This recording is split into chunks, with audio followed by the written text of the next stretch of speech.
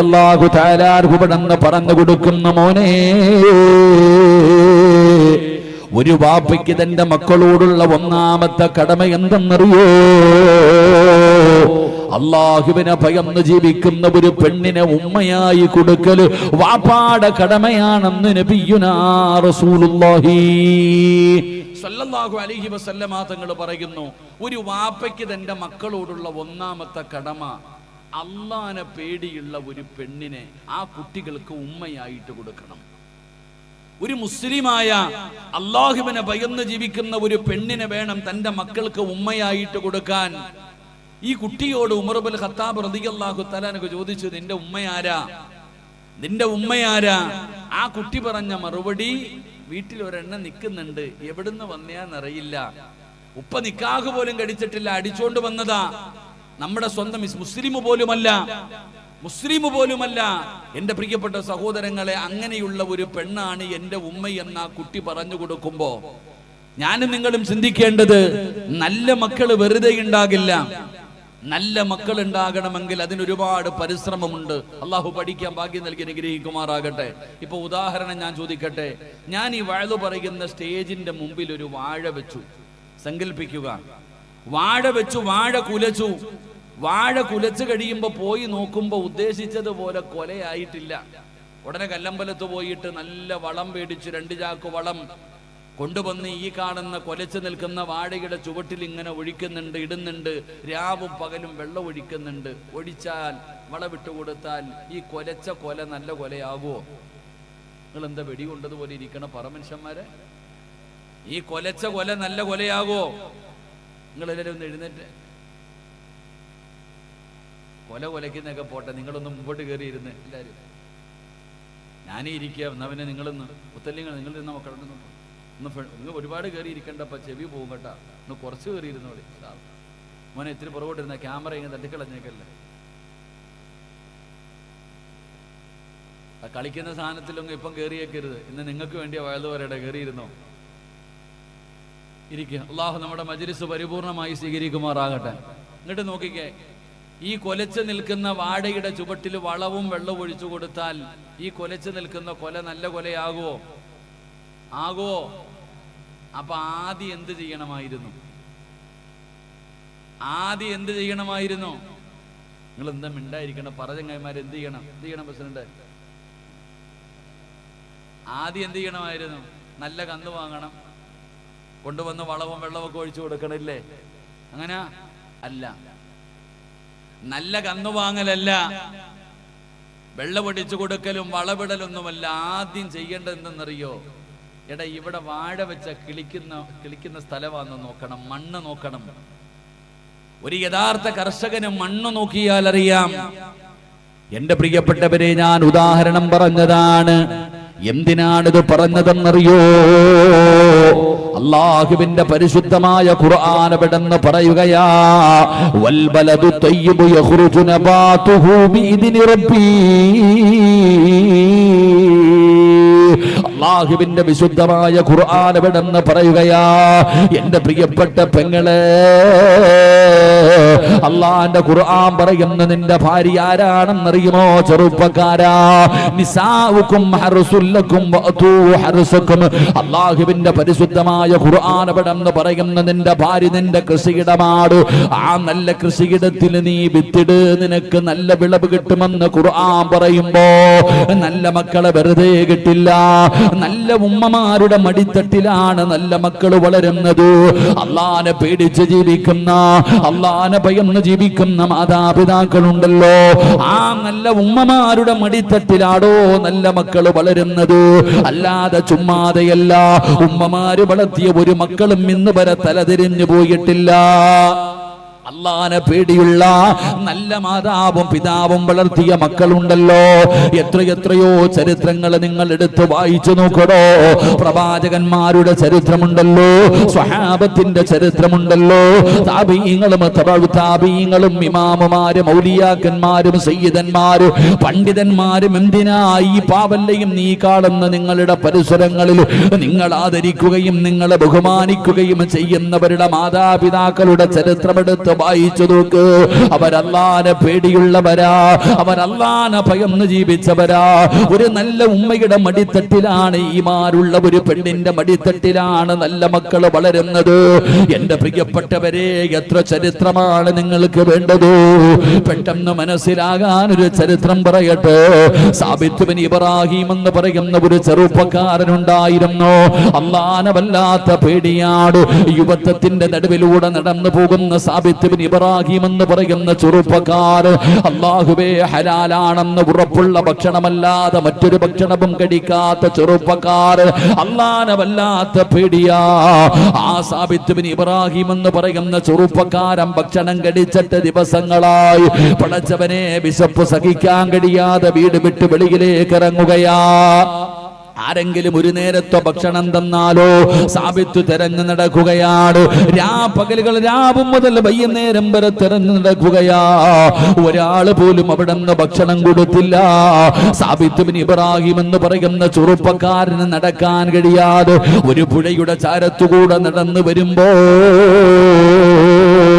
അവിടുന്ന് തളർന്ന് താഴെ വീഴുകയാ.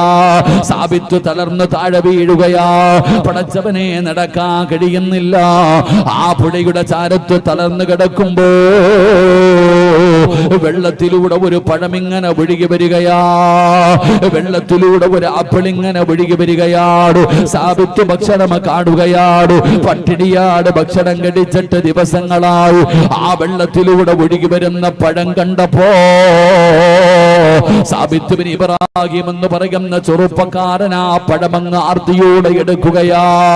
അവിടെ നിന്ന് ആർത്തിയോടെ കഴിക്കുകയാണ്. ആ ആപ്പിളിന്റെ പകുതി കഴിച്ചപ്പോ തന്റെ ആമാശയത്തിലേക്ക് ഭക്ഷണത്തിന്റെ അല്പം ചെന്നപ്പോ സാബിത്ത് ചിന്തിക്കുന്നു, അല്ലാ, ഇതാരുടേതാണെന്ന് എനിക്കറിയില്ലല്ലോ അല്ലാ. ഹറാമ് കഴിച്ചു പോയല്ല അല്ലാ. ഖസ്റ ദുനിയാ വൽ ആഖിറ. എന്റെ ദുനിയാവും ആഖിറവും നഷ്ടപ്പെട്ടു പോയല്ല പടച്ചവര്. ഇത് എന്റെ സൽക്കർമ്മങ്ങൾ അല്ലാഹുവിന് വേണ്ട. എന്റെ ദുആ അല്ലാഹു സ്വീകരിക്കില്ല. പടച്ചവനെ, സാബിത്ത് ബിൻ ഇബ്രാഹിം എന്ന് പറയുന്ന ചെറുപ്പക്കാരൻ നിലവിളിക്കുകയാണ്. ചാടി എഴുന്നേൽക്കുകയാണ്. തലയിലൂടെ മണ്ണ് വാരിയിട്ടുകൊണ്ട് നിലവിളിക്കുകയാണ്. കണ്ടവർ വിചാരിച്ചു സാബിത്തിന് ഭ്രാന്ത് പിടിച്ചെന്നു. എന്റെ പ്രിയപ്പെട്ട സഹോദരാ, തന്റെ കയ്യിലിരിക്കുന്ന ആപ്പിളിന്റെ പകുതിയും പിടിച്ചുകൊണ്ട് സാബിത്ത് നിലവിളിച്ചുകൊണ്ട് പുഴയ്ക്കെതിരെ അവിടെ നിന്ന് ഓടുകയാണ്. എവിടെ നിന്നാണ് ഈ പഴം വീണത്? എവിടെ നിന്നാണ് ഈ പഴം വീണ്ടത്? ഒരുപാട് സഞ്ചരിച്ചതും അവസാനം തോട്ടം കണ്ടുപിടിക്കുകയാണ്. ഇവിടെ നിന്നാണ് പഴം വീണതെന്ന് ഉറപ്പാക്കുകയാ. സാബിത്ത് ബിൻ ഇബ്രാഹിം എന്ന് പറയുന്ന ചെറുപ്പക്കാരൻ അവിടെ നിന്ന് പടച്ചവനെ ആ തോട്ടത്തിനകത്ത് കടന്നു ചെന്നിട്ട് ആ തോട്ടത്തിനകത്തേക്ക് കടന്നു ചെല്ലുകയാണ്. അവിടെ കണ്ട മനുഷ്യന്റെ കൈ പിടിച്ചിട്ട് കരയുകയാ.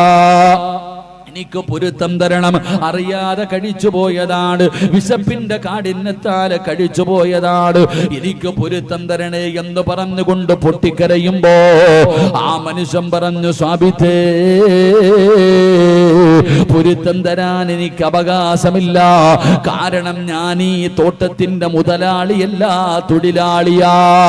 എന്റെ തോട്ടമല്ല, എന്റെ തോട്ടമാണെങ്കിലല്ലേ നിനക്ക് പൊരുത്തം തരാൻ കഴിയൂ. അവസാനം അവിടെ നിന്ന് ചോദിച്ചു, മുതലാളിയുടെ വീട് എവിടെയാണ്? 3 ദിവസം രാവും പകലും സഞ്ചരിക്കാനുള്ള ദൂരമുണ്ട്, പോകാൻ സാബിത്ത് തയ്യാറാ.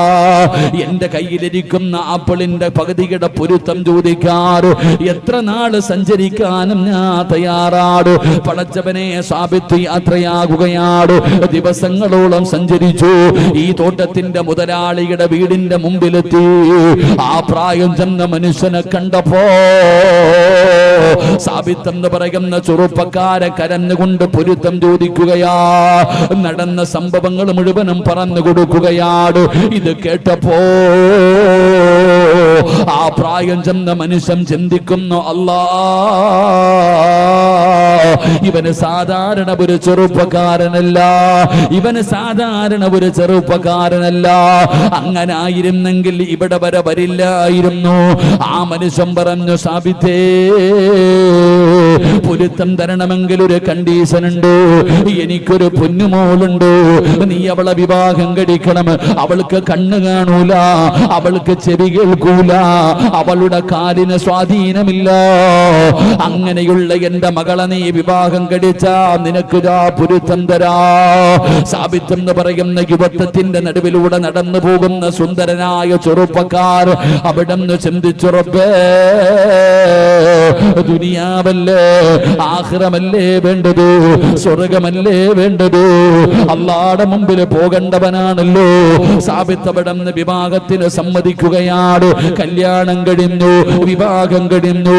സാബിത്ത് മണിയറക്കകത്ത് കടന്നു ചെല്ലുമ്പോ ഒരു സുന്ദരിയായ പെണ്ണ് മണിയറക്കകത്ത് ഒരുങ്ങിയിരിക്കുകയാ. സാബിത്ത് ചോദിക്കുന്നു, എന്റെ ഭാര്യ എവിടെ? കണ്ണ് കാണാത്ത, ചെവി കേൾക്കാത്ത, കാലിന് സ്വാധീനമില്ലാത്ത എന്റെ ഭാര്യ എവിടെ? ആ പെണ്ണ് പറഞ്ഞു, സാബിത്തേ, ഞാൻ തന്നെയാ നിന്റെ ഭാര്യ. എന്റെ കണ്ണിന് കാഴ്ചയുണ്ട്, എന്റെ ചെവിക്ക് കേൾവിയുണ്ട്, എന്റെ കാലിന് സ്വാധീനമുണ്ട്. പിന്നെ എന്റെ പിതാവ് ഇല്ല എന്ന് പറയാറുള്ള കാരണം എന്തെന്നറിയോ? സാബിത്തേ, ഓർമ്മ വെച്ച കാലം മുതല് എന്റെ കണ്ണുകൊണ്ട് ഹറാമ് കണ്ടിട്ടില്ല, എന്റെ ചെവി കൊണ്ട് ഹറാമ് കേട്ടിട്ടില്ല, എന്റെ കാലുകൊണ്ട് ഹറാമിലേക്ക് നടന്നിട്ടില്ല. ഞാൻ അല്ലാഹനെ പേടിച്ച് ജീവിക്കുന്ന ഒരു പെണ്ണാ. എനിക്ക് പടച്ച റബ്ബിനെ പേടിയാ. എന്റെ പ്രിയപ്പെട്ട പെങ്ങളെ, സാബിത്ത് ബിൻ ഇബ്രാഹിം എന്ന് പറയുന്ന ചെറുപ്പക്കാർ, ഇവര് രണ്ടുപേരും കൂടെ കുടുംബജീവിതം നടത്തിയടോ. ഇവര് കൃഷിയിലിറക്കിയടോ. ഇവര് വിത്തുപാകുകയാണോ. അവർക്ക് അല്ലാഹു കൊടുത്ത ഒരു സമ്മാനം എന്തെന്നറിയോ? ഈ പറയുന്ന സാബിത്ത് ബിൻ ഇബ്രാഹിം എന്ന് പറയുന്ന ചെറുപ്പക്കാർ, ഈ പെണ്ണിന്റെ വയറ്റിൽ പിറന്ന മകന്റെ പേരെന്തെന്നറിയോ? മഹാനായ ഇമാമുന അബൂ ഹനീഫ. അബൂ ഹനീഫ റളിയല്ലാഹു തആല അൻഹു ഈ ഉമ്മാടെ വയറ്റിലാണ് പറന്നത് എന്ന് ചരിത്രം പറയുമ്പോ അല്ലാഹുവിന്റെ ഖുർആനാ പറയുന്നത്. നല്ല ഉമ്മമാരുടെ മടിത്തട്ടിലാണ് നല്ല മക്കൾ വളരുന്നത്. അല്ലാഹനെ പേടിച്ച് ജീവിക്കുന്ന പെണ്ണുങ്ങളുണ്ടല്ലോ, അല്ലാഹനെ ഭയന്ന് ജീവിക്കുന്നവർ, അവർക്കാണ് അല്ലാഹു നല്ല മക്കളെ കൊടുക്കുന്നത്. അല്ലാഹനെ ഭയന്ന് ജീവിക്കുന്ന പെൺകുട്ടികൾ, ആ പെണ്ണുങ്ങളുടെ മടിത്തട്ടിയമല്ല നോക്കേണ്ടത്, കുടുംബ മഹിമയല്ല നോക്കേണ്ടത്. ദീനുള്ള പെണ്ണിനെ വിവാഹം കഴിക്കണം. ദീനാണ് പരിഗണിക്കേണ്ടത്. നിന്റെ പൊന്നാര മകളെ വിവാഹം കഴിച്ചു കൊടുക്കുമ്പോൾ ദീനിനെ നീ പരിഗണിക്ക്. പണവും സൗന്ദര്യമൊന്നുമല്ല, പണവും സൗന്ദര്യമൊന്നുമല്ല. എന്റെ പ്രിയപ്പെട്ട സഹോദരങ്ങളെ, നിങ്ങളെ ചരിത്രമെടുത്ത് വായിച്ചു നോക്ക്. മുബാറക് എന്ന് പറയുന്ന ഒരു അടിമയുണ്ടായിരുന്നു മദീനത്ത്. മക്കത്ത് മുബാറക് എന്ന് പറയുന്ന ഒരു അടിമയുണ്ടായിരുന്നു. എന്റെ പ്രിയപ്പെട്ട സഹോദരങ്ങളെ, ഒരിക്കലും മുബാറക് എന്ന് പറയുന്ന അടിമയെ മുതലാളി വിളിച്ചിട്ട് പറഞ്ഞു, എന്റെ മകളെ വിവാഹം, എന്റെ മകളെ പെണ്ണ് കാണാൻ ആള് വന്നിരിക്കുകയാ. ആ കോടീശ്വരനായ മുതലാളിയുടെ മകളെ പെണ്ണ് കാണാൻ വേണ്ടി ആള് വന്നിരിക്കുകയാ. മുബാറക് എന്ന് പറയുന്ന വീട്ടിലെ ജോലിക്കാരനെ വിളിച്ചോട്ട് പറഞ്ഞു, മുന്തിരിത്തോട്ടത്തിൽ പോയിട്ട് ഒരു കുല മുന്തിരി പറിച്ചു കൊണ്ടുവാ വിരുന്നുകാർക്ക് കൊടുക്കാൻ. മുബാറക് മുന്തിരിത്തോട്ടത്തിൽ പോയിട്ട് ഒരു കുല മുന്തിരി പറിച്ചു കൊണ്ടുവന്ന് യജമാനന്റെ കയ്യിൽ കൊടുത്തു. യജമാനൻ ഒരെണ്ണം കഴിച്ചു നോക്കിയപ്പോ വല്ലാത്ത പുളി. യജമാനൻ പറഞ്ഞു, വിരുന്നുകാർക്ക് കൊടുക്കാനാ, പോയിട്ട് മധുരമുള്ളത് പറിച്ചു കൊണ്ടുവാ. മുബാറക് രണ്ടാമതും പോയി ഒരു കുല മുന്തിരി പറിച്ചു കൊണ്ടുവന്ന് യജമാനന്റെ കയ്യിൽ കൊടുത്തു. യജമാനൻ കഴിച്ചു നോക്കുമ്പോ വല്ലാത്ത കയ്പ്. യജമാനന്റെ മുഖം ചുമക്കാൻ തുടങ്ങി. മുബാറക്കിനോട് പറഞ്ഞു, എന്റെ മകളെ കാണാൻ ആള് വന്നിരിക്കുകയാ, പോയി മധുരമുള്ളത് പറിച്ചു കൊണ്ടുവാടാ. മുബാറക്ക് മൂന്നാമതും പോയി ഒരു കുല മുന്തിരി പറിച്ചു കൊണ്ടുവന്ന് യജമാനന്റെ കയ്യിൽ കൊടുത്തപ്പോ അതിന് വല്ലാത്ത കയ്പും വല്ലാത്ത പുളിപ്പും. പിന്നെ യജമാനൻ ഒന്നും നോക്കിയില്ല, മുബാറക്കിനെ തല്ലാൻ തുടങ്ങി. നീ എന്നെ കളിയാക്കുന്നോടാ, എന്നെ പരിഹസിക്കുകയാണോ, തല്ലുകയാ? മുബാറക് എന്ന് പറയുന്ന അടിമയെ തല്ലുമ്പോ മുബാറക് പറഞ്ഞു, എനിക്ക് മധുരമുള്ളതും മധുരമില്ലാത്തതും അറിയില്ല.